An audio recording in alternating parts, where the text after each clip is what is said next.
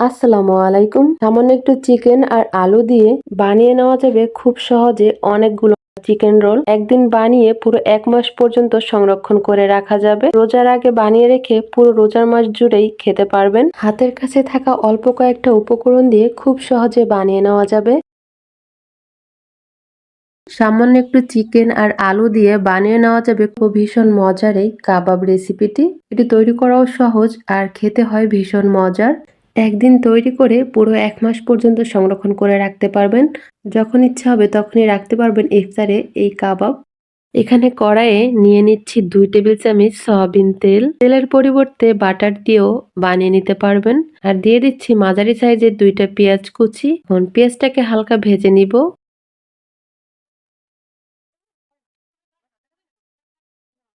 যখন পেঁয়াজটা হালকা ভাজা হয়ে যাবে তখন এখানে আমি দিয়ে দিচ্ছি গ্রেট করে রাখা গাজর। এখানে 1 কাপ গাজর আছে। গাজরটাকে ধুয়ে পরিষ্কার করে গ্রেট করে নিয়েছি। এখন পেঁয়াজের সঙ্গে গাজরটাকে ভালো করে ভেজে নিব। কিছুক্ষণ ভেজে নেওয়ার পরে এখানে আমি দিয়ে দিচ্ছি পরিমাণ মতো লবণ। লবণ দিয়ে আবারও কিছুক্ষণ ভেজে নিব। গাজরের কাঁচা গন্ধটা যাতে চলে যায় আর হালকা একটু সিদ্ধ হয়। তারপর এখানে দিয়ে দিচ্ছি 1 কাপ চিকেন। চিকেনটাকে আমি লবণ আর আদা রসুন দিয়ে সিদ্ধ করে এরকমের ছোট ছোট করে কেটে নিয়েছি।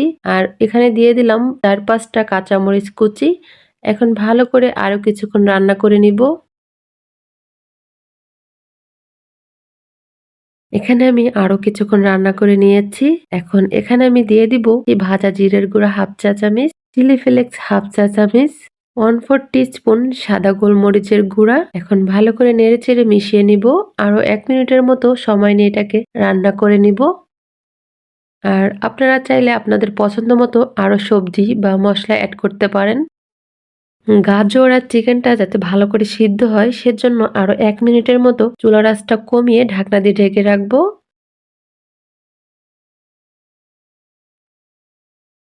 1 মিনিট পরে একটু নেড়েচেড়ে চুলার উপর থেকে নামিয়ে নিব। তার আগে দিয়ে দিব এখানে ধনিয়া পাতা নিয়েছি, 1/2 কাপ ধনিয়া পাতা। ধনিয়া পাতাটা দিয়ে একটু নেড়েচেড়ে মিশিয়ে নিব। চিকেনটা পুরোপুরি রান্না হয়ে গিয়েছে। এখন এটাকে আমি নামিয়ে নিব। এখানে আমি ছোট সাইজের 6-7টা সিদ্ধ আলু নিয়েছি। এখন আলুগুলাকে আমি ম্যাশ করে নিব ভালো করে।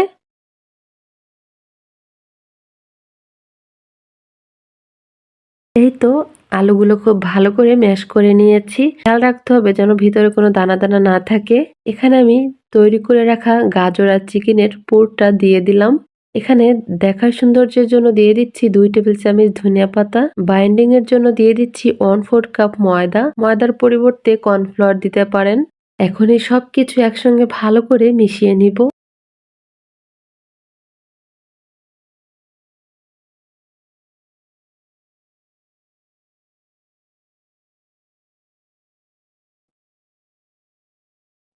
এই তো ভালো করে মিশিয়ে নিয়েছি। এখন এটাকে রেস্টে রাখার কোনো দরকার নেই। সঙ্গে সঙ্গে বানিয়ে নেওয়া যাবে। হাতে একটু তেল মেখে নিয়েছি। এখন এখান থেকে পরিমাণ মতো ডো নিয়ে এইভাবে আমি নাস্তার শেপ দিয়ে নিব। আপনি কত বড় নাস্তাটি বানাবেন তার উপর ডিপেন্ড করছে। আর এই নাস্তাগুলো বানানো খুবই সহজ। এরকম রোল করেই আমি সবগুলো নাস্তা বানাবো।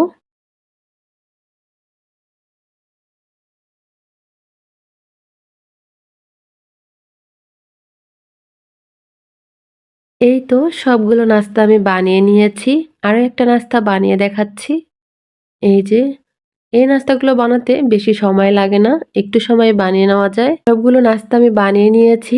আর এই যে এরকমের হয়েছে নাস্তাগুলো। এখন এই নাস্তাগুলোকে আমি এইভাবে ফ্রিজে রাখবো 1 ঘন্টার জন্য। 1 ঘন্টা পরে নাস্তাগুলোকে আমি ফ্রিজ থেকে বের করে নিয়েছি। এখানে আমি নিয়েছি 1/3 কাপ ময়দা আর দিয়ে দিচ্ছি 1/2 কাপ পানি। এখন এটা দিয়ে একটা পাতলা মিশ্রণ তৈরি করে নিব। আপনারা চাইলে এই ময়দার মিশ্রণের পরিবর্তে ডিমের মিশ্রণ ব্যবহার করতে পারেন। এখন নেড়ে চেড়ে ভালো করে মিশিয়ে নিব। কোনো রকমের লাম্পস যাতে না থাকে সেইভাবে ভালো করে মিশিয়ে নিব। এই তো মিশিয়ে নিয়েছি আর মিশ্রণটা ঠিক এরকমের পাতলা হবে। আর কেউ চাইলে এই নাস্তাগুলোকে এই সময় এয়ারটাইট কন্টেনারে বা বক্সে ভরে ফ্রোজেন করতে পারেন। আর যখন ভেজে নিবেন তখন বেসনের যে মিশ্রণ তৈরি করি আমরা রমজান মাসের জন্য আলুর চপ, বেগুনের চপ বানানোর জন্য, সেই বেসনের মিশ্রণের মধ্যে চুবিয়েই কিন্তু এই নাস্তাগুলোকে ভেজে নিতে পারবেন। তো ময়দার মিশ্রণের মধ্যে আমি এভাবে একটা করে নাস্তা দিয়ে তারপরে এখানে নিয়েছি ব্রেড গাম, পাউরুটি ব্লেন্ডারে ব্লেন্ড করে নিয়েছি। এখন ব্রেড গামের মধ্যে গড়িয়ে নিব। আমি আরও নাস্তা দেখিয়ে দিচ্ছি কিভাবে রেডি করেছি। আমি আবারও বলছি, যাদের ঘরে ব্রেড গাম নেই বা ব্রেড গাম পছন্দ করেন না, তারা চাইলেই নাস্তাটিকে এই পর্যায়ে ময়দার মিশ্রণ আর ব্রেড গামের প্রয়োজন নেই, এইভাবেই নাস্তাটিকে বক্সে করে ফ্রোজেন করতে পারেন। আর এই নাস্তাগুলো 1 মাস পর্যন্ত ফ্রোজেন করে রাখতে পারবেন।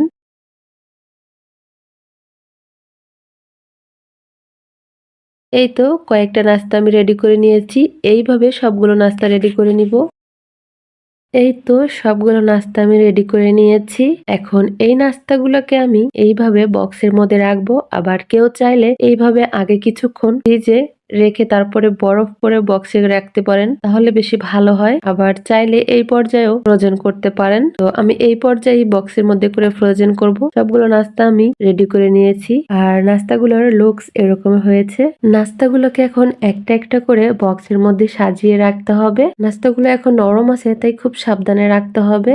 আর এই নাস্তাগুলো যদি পলি ব্যাগে রাখেন তাহলে অবশ্যই এই সময় ফ্রিজে আধা ঘন্টার জন্য রেখে দিবেন, তারপরে পলি ব্যাগে রাখবেন, তাহলে নাস্তাগুলো আর ভেঙে যাবে না। এই তো নাস্তাগুলো বক্সে নিয়েছি, এখন এটাকে আমি ফ্রিজে রাখবো। তো কিছু নাস্তা আমি ভেজে দেখাচ্ছি যে এই নাস্তাগুলো ঠিক কেমন হয়েছে। প্যানে পরিমাণ মতো তেল দিয়ে দিলাম। তেলটাকে ভালো করে গরম করে নিয়েছি আর একে একে নাস্তাগুলো দিয়ে দিচ্ছি। নাস্তাগুলো দিয়ে চুলার আঁচ মিডিয়ামে রেখে নাস্তাগুলোকে ভেজে নিব। নাস্তার একটা সাইড হয়ে গেলে অন্য সাইড উল্টে দিব। এইভাবে নাস্তাগুলোকে উল্টে পাল্টে আমি ভেজে নিব। এই তো নাস্তাগুলোকে আমি ভেজে নিয়েছি। চিকেন রোল একদম রেডি। এখন এগুলাকে নামিয়ে পরিবেশন করার পালা। তো এখন আমি নামিয়ে নিব।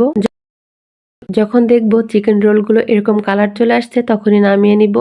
গরম গরম এই চিকেন রোলগুলো খেতে ভীষণ মজার হয়। রমজান মাসে আমরা যে মুড়ি মাখি, সেই মুড়ি মাখার মধ্যে এই চিকেন চপ 2-1 পিস দিয়ে মাখালে খেতে ভীষণ মজার হবে। আর এটা এমনি খেতেও খুব ভালো লাগে। আর এই চিকেন রোলগুলো পুরো 1 মাস পর্যন্ত এয়ারটাইট কন্টেনারে আটকে রাখতে পারবেন। রেসিপিটি ভালো লাগলে অবশ্যই এই রমজানের আগে একবার হলেও ট্রাই করবেন। আশা করি সবার কাছে ভালো লাগবে।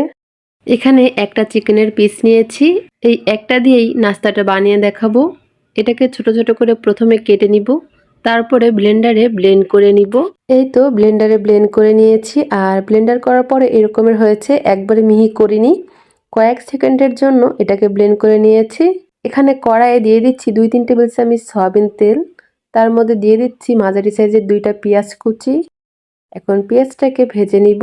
পেঁয়াজটা ভাজা হয়ে গেলে এখানে আমি দিচ্ছি 5-6টা কাঁচামরিচ কুচি আর 1 চামচ আদা, রসুন আর জিরে একসঙ্গে বাটা, সেটাই দিয়ে দিলাম। এখন এগুলো নেড়ে চেড়ে ভালো করে একটু ভেজে নিব।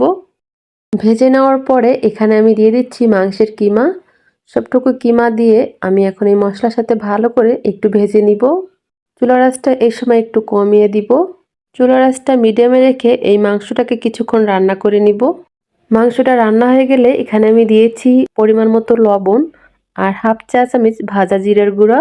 এখানে দিয়ে দিচ্ছি 1/2 চা চামচ গরম মশলা আর দিয়ে দিচ্ছি 1/4 টিস্পুন হলুদের গুঁড়া, 1/4 টিস্পুন লাল মরিচের গুঁড়া। এখন এই সব কিছু একসঙ্গে ভালো করে কিছুক্ষণ রান্না করে নিব। মাংসটা রান্না হয়ে গেলে এখানে আমি দিয়ে দিচ্ছি সিদ্ধ আলু। এখানে মাঝারি সাইজের 4টা আলু সিদ্ধ করে গ্রেট করে নিয়েছি। গ্রেট করলে খুব ভালোভাবে মাংসের সাথে মিশে যাবে, তার জন্য গ্রেট করে নিয়েছি। আর দিয়ে দিলাম 2 টেবিল চামচের মতো ধনিয়া পাতা। এখন এই সব কিছু একসঙ্গে খুব ভালো করে মিশিয়ে নিব। আরও 1-2 মিনিট এটাকে রান্না করে নিব। যখন দেখব আলু আর চিকেনের মিশ্রণটা এরকমের কড়াই থেকে ছেড়ে আসছে, তখন চুলাটা অফ করে নামিয়ে নিব। এটা এখন পুরোপুরি রেডি। মিশ্রণটা হালকা ঠান্ডা হয়ে যাওয়ার পরে এটাকে আমি নাস্তার শেপ দিয়ে নিব। পরিমাণ মতো মিশ্রণ নিয়ে এইভাবে লম্বা করে নিব। আর এখানে সাইডে নিয়েছি কাঠি। কাঠিগুলোকে আমি 30 মিনিটের জন্য পানিতে ভিজিয়ে রেখেছিলাম। এখন নাস্তাটাকে কাবাবের শেপ দিয়ে নিব।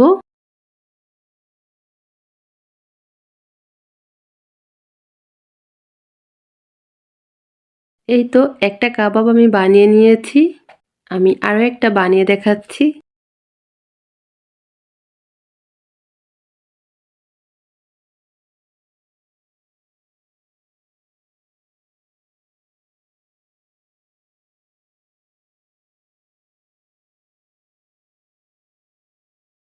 আর একটা কাবাব বানিয়ে নিয়েছি। এইভাবে বাকিগুলোও বানিয়ে নিয়েছি। এখানে একটা বাটিতে নিয়েছি 1/3 কাপ ময়দা, দিয়ে দিচ্ছি 1/2 কাপ পানি। পানিটা দিয়ে মিশিয়ে নিব আর এটাকে একটা পাতলা মিশ্রণ তৈরি করে নিব। এই মিশ্রণের মধ্যে আমি শুধু দিয়েছি পরিমাণ মতো লবণ আর 1/4 টিস্পুন শুকনা মরিচের গুঁড়া। এখন ভালো করে মিশিয়ে নিয়েছি। এখন এই পাতলা মিশ্রণের মধ্যে কাবাবটাকে ডুবিয়ে নিব। ভালো করে কাবাবের গায়ে মিশ্রণটা লাগিয়ে নিতে হবে। এখানে নিয়েছি ব্রেড ক্রাম্বস। পাউরুটিটাকে ব্লেন্ডারে ব্লেন্ড করে বানিয়ে নিয়েছি। ব্রেড ক্রাম্বস দিয়ে ভালো করে কুট করে নিয়েছি। এই যে একটা নাস্তা রেডি। বাকি নাস্তাগুলোকে আমি সেম ভাবে রেডি করে নিব।